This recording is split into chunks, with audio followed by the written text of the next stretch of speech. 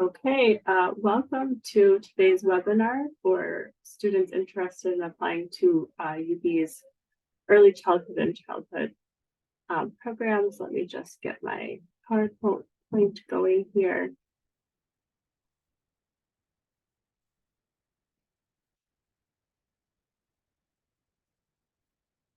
Okay, can you see the presentation?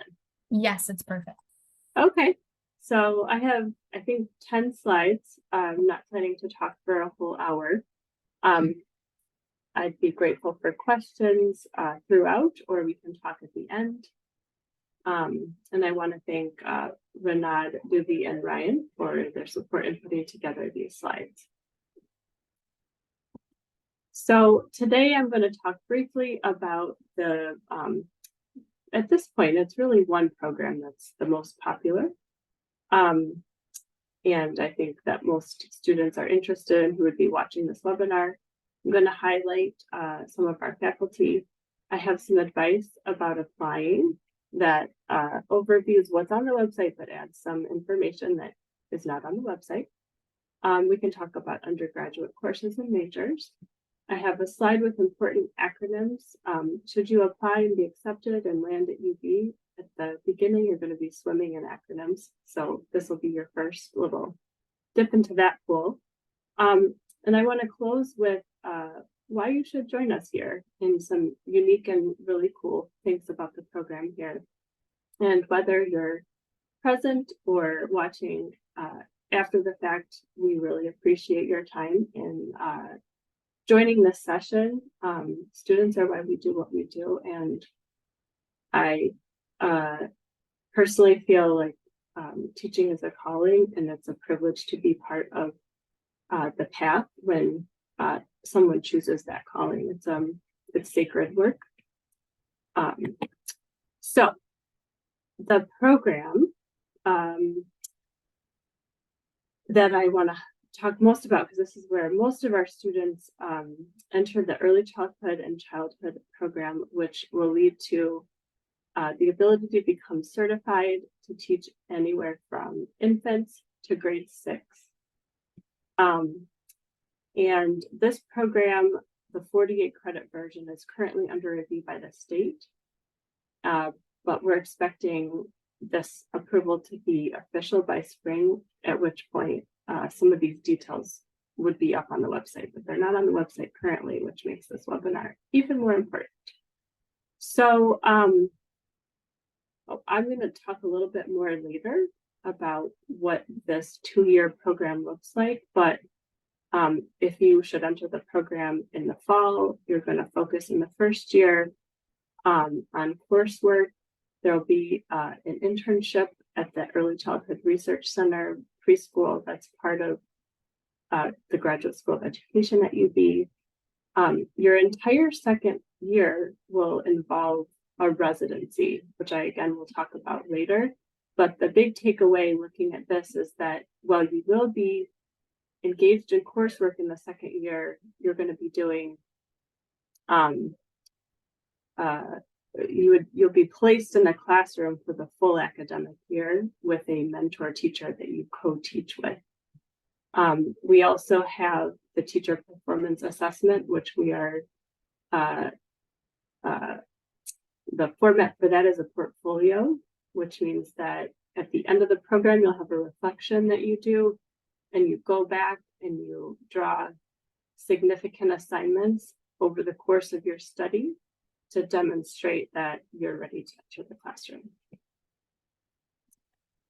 I don't know if anybody is interested in some of the other certifications. We do have a childhood certification with bilingual extension that is more credits, 60 credits. I am not the expert in this program, but I just wanted to highlight that there are other programs and models. And if you have questions about those, please follow up and we'll get those answered. So who are you going to be doing all this coursework with? So we have a number of faculty, and I can't highlight them all, but I want to a shout out to some of the people that you're almost certain to encounter should you enter this program. So Dr. Naomi Thompson, her work on STEAM learning is so cool. And she wrote an article called, I love titles like this. They're so engaging. Some angles are going to be weird, tinkering with math and reading. So she's expert in thinking outside the typical math curriculum to things like arts and crafts and how that can facilitate students' math learning.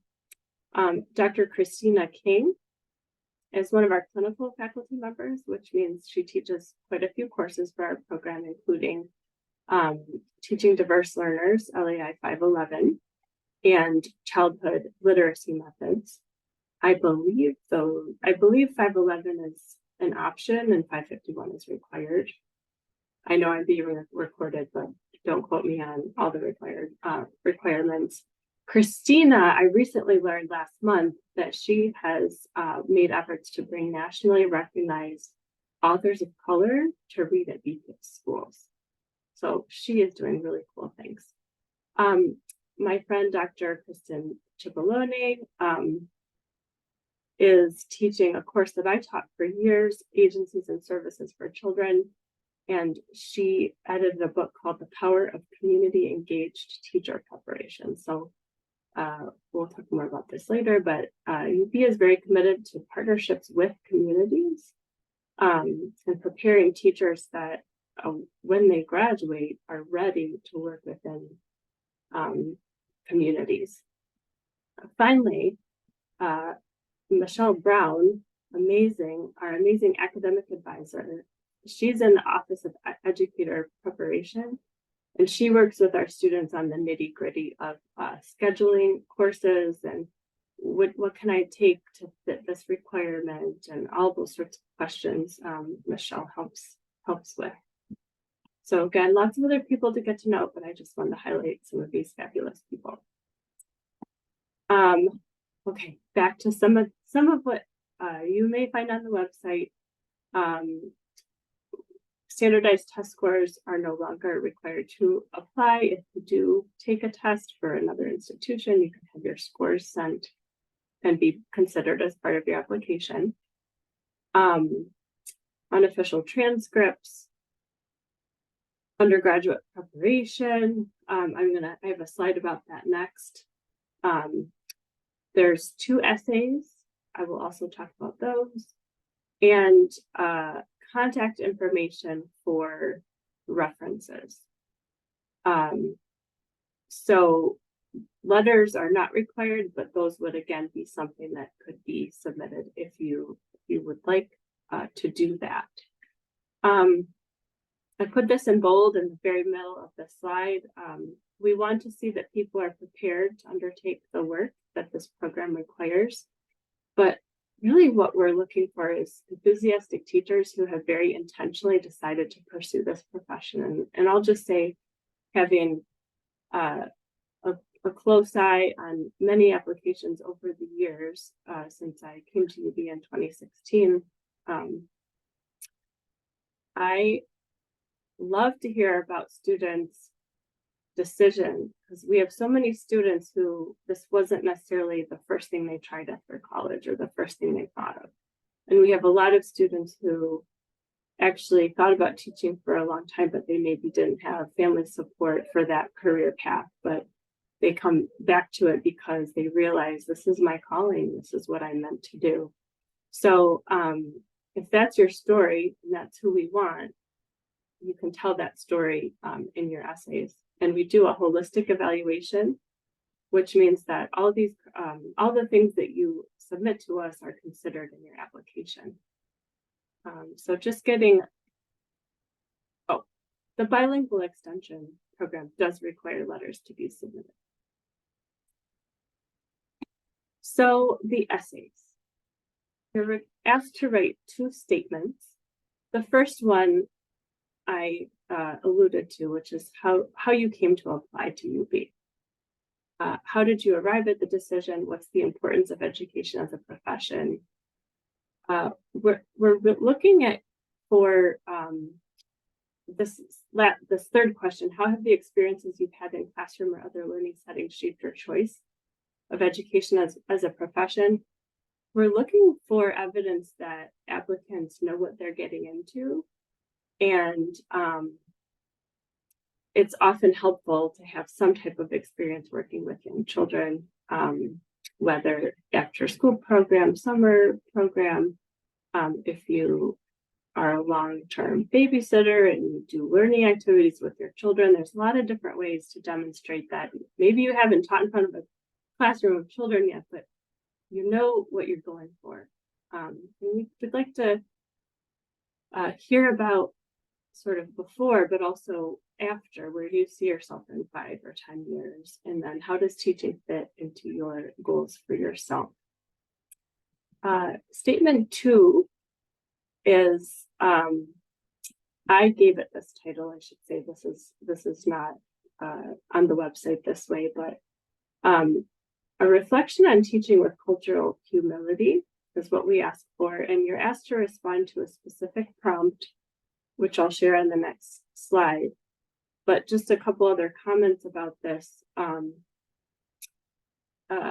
Schools of education and institutions of higher learning are part of a system, have been historically a part of a system of oppression of people from marginalized and minoritized groups. And we're now in a process of actively examining our systems and what it means to dismantle systemic oppression. And the individual's role in that depends, on who you are and where you come from. But within the early childhood setting, we want you to reflect on what it means to take a whole child approach to teaching. We're asking you to reflect on what diversity and humanity means. Think about what your teaching values are in relation to where you come from, and especially how you interact with people who don't come from that same background. Teaching effectively means engaging with humility and openness to diverse students and populations, and openness to learning from them, even as we're teaching them. If you want to understand more about this, you can go check out this link that I'll explain the acronym later. But I think equity, diversity, justice, and inclusion are increasingly familiar. So this is the lady who we're asking, Lisa Delpit, Dr. Lisa Delpit, is the person whose thoughts we're asking you to reflect on. She's written multiple books. One of her most famous books is Multiplication is for White People, Raising Expectations for Other People's Children. There's a quote here from Lisa Delpit. So if all these ideas are new to you, it would be important for you to do some reading and research. Go look up Lisa Delpit and her collaborators on your own. You can read about EDJI at the UB website. I would recommend that you check out the teach-in and the keynote speakers at the 2023 teach-in to educate yourself so that you understand what the enterprise of becoming an educator for equity and justice, what that means. Okay. So on the left here, the left column lists the majors that are on our website. I have a little side note here. Props to the psych majors. I was a psych major. None of us know why psychology is not listed, but it's a very appropriate major if you want to head into teaching. And this is not an exhaustive list. So really, again, we're looking for people with passion for education. And this last major is a unique to UB major, but we understand that other institutions might have similar ones. Okay, info that's not on the website. I apologize. So, given that primary education is multidisciplinary, then your transcript will be reviewed for you having taken courses in a range of subjects like math, science, or language other than English. If you're missing courses, that is not going to prevent your being admitted to the program. If you are accepted but still need some of those course requirements, that will be noted in your acceptance letter. And it's possible to take courses at any point, including the winter or summer sessions. If you're not familiar with UB, there's I've heard it referred to as the J term, which is a very short, intensive session in between when classes it's J term January. It's a January session before spring starts. And it's important to share these courses don't have to be at UB, but you would want to make sure that if you take a course at a local community college, that it's definitely fulfilling the requirement that New York State needs you to have. I told you there'd be an acronym slide. I'm only going to, I'm not going to go through all the acronyms. Well, so I guess I should just to explain what they are. So you will be applying to the Graduate School of Education, which is one of the major units at the University at Buffalo. GSE has 4 departments. Welcome, Megan. Of which the Early Childhood and Childhood program is housed in the Learning and Instruction department. And the other acronym that you may learn or know already as you look for application details is I/P, means initial professional. So you'll leave with a master's. Other than continuing education, you don't need any further degrees to teach for as long as you want to in New York State. I put in bold the OEP office. This is the Office of Educator Preparation. This office is in charge of, that should say the residency experience. I didn't update that. So your co-teaching that you'll do in your second year, including your placement into a classroom and the associated courses that you'll take to earn credit for that experience.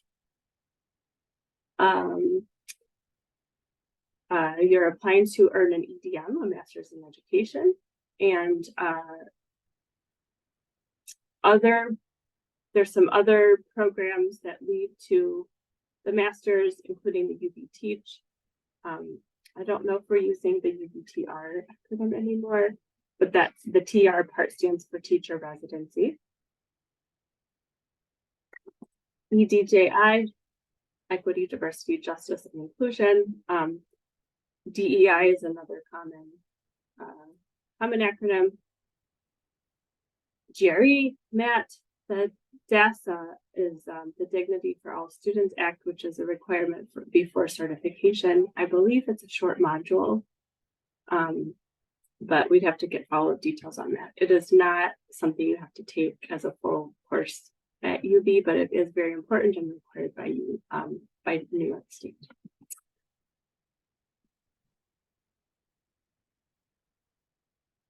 Okay, this is my last slide before we can open for questions. So why UB? What makes UB unique and different? So the Early Childhood Research Center is currently in the bottom level of Baldy Hall, where the bulk of your classes would be. I believe they have 3 classrooms and they serve children from 2 to 5. And your first classroom experience will be in LAI 507, which is an internship experience in one of those classrooms. So ECRC is a very special place. It's a very unique learning setting where there's a lot of learning going on with people of all ages. So you can, that sounds interesting, check that out. We have this now as this used to be kind of a special course, but it's now an official course that will be regularly offered, play in young children's learning and development.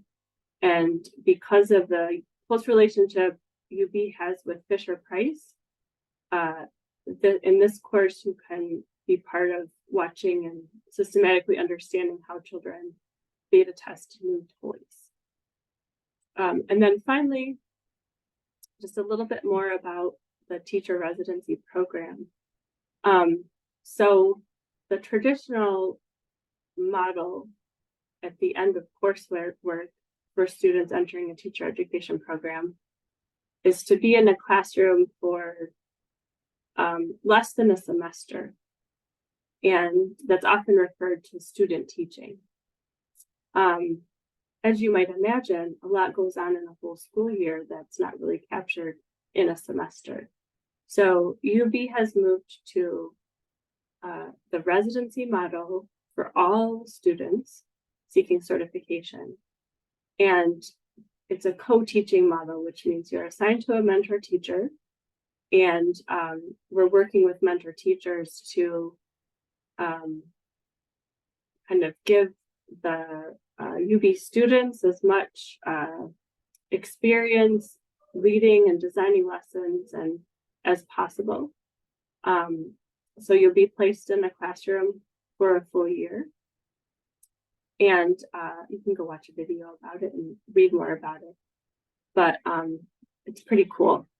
This model means that you graduate with the skill, like just thoroughly prepared with the skills that you need, having been in the classroom for a year. And I just can't say enough good things about it. Okay, I want to thank you for your attention and open for questions. So, I was gonna stop the recording real quick.